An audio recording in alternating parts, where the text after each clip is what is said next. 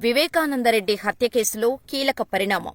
ఈ కేసులో ఏటుగా ఉన్న సునీల్ యాదవ్ అప్రూవర్గా మారుతానని సంకేతాలు ఇస్తున్నారు. వివేకానందరెడ్డి హత్య ఎందుకు జరిగింది, ఎవరు చేయించారు, ఈ హత్యకు కుట్ర పన్నింది ఎవరు అన్న విషయాలపై ఫుల్ క్లారిటీ ఇస్తానని సునీల్ యాదవ్ తేల్చి చెబుతున్నారు. ప్రాణహాని ఉందంటూ భయపడుతున్న ఆయన ఈరోజు కడప జిల్లా ఎస్పీ కార్యాలయానికి వచ్చారు. మీడియాతో మాట్లాడుతూ అప్రూవర్గా మారేందుకు సిద్ధంగా ఉన్నట్టు సంకేతాలు ఇచ్చారు. దీంతో ఈ కేసు కొత్త మలుపు తిరిగినట్టు అయింది.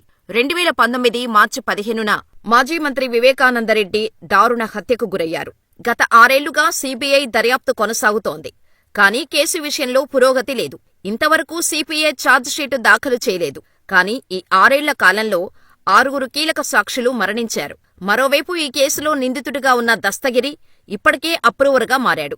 ఏటూగా ఉన్న సునీల్ యాదవ్ను కొంతమంది వైఎస్సార్ కాంగ్రెస్ పార్టీ నేతలు బెదిరించటంతో ఆయన సైతం అప్రూవర్గా మారేందుకు సిద్ధపడుతున్నట్టు తెలుస్తోంది. చంచల్గూడ జైలులో తనను హతమార్చేందుకు ప్లాన్ చేశారని, తనకు ప్రాణభయం ఉందని తాజాగా ఆందోళన వ్యక్తం చేశాడు. తనకు పోలీసు రక్షణ కల్పించాలని కోరుతున్నాడు.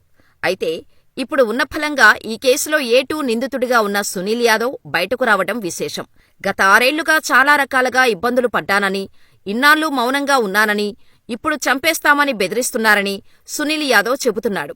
వివేకా దారుణ హత్య వెనుక కుట్ర చేసింది ఎవరన్నది త్వరలోనే వెల్లడిస్తానని సునీల్ యాదవ్ ప్రకటించారు. దీంతో వైఎస్సార్ కాంగ్రెస్ పార్టీ శ్రేణులు ఒక్కసారిగా ఉలిక్కిపడ్డాయి.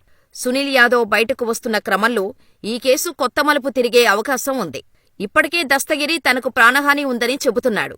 ఇప్పుడు సునీల్ యాదవ్ సైతం అదే మాట చెబుతుండటంతో ప్రభుత్వం ఈ కేసు విషయంలో ప్రత్యేకంగా దృష్టి పెట్టే ఛాన్స్ కనిపిస్తోంది.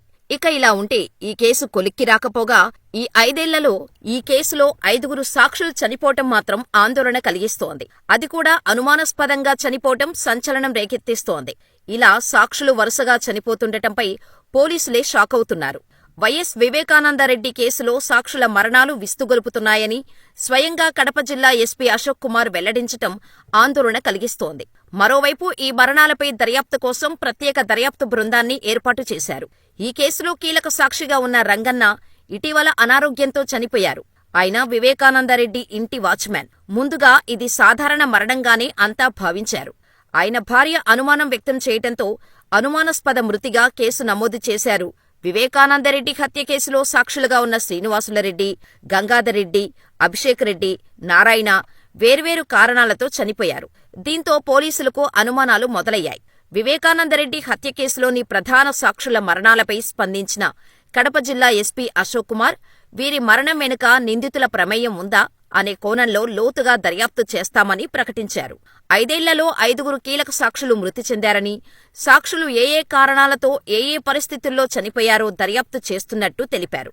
కాగా గత 5 ఏళ్లలో ఈ సాక్షుల నుంచి వాంగ్మూలం సేకరించారు సీబీఐ అధికారులు. అయితే సీబీఐ అధికారుల తీరుతోనే సాక్షులు వరుసగా చనిపోతున్నారన్న విమర్శలు వ్యక్తమవుతున్నాయి. ఈ తరుణంలో దీనిపై కూడా సమగ్ర దర్యాప్తు చేపట్టనున్నట్టు ప్రకటించారు కడప జిల్లా ఎస్పీ. డీఎస్పీ ఆధ్వర్యంలో సాక్షుల మరణాలపై ప్రత్యేక దర్యాప్తు బృందంతో విచారణ చేపడతామని చెప్పారు.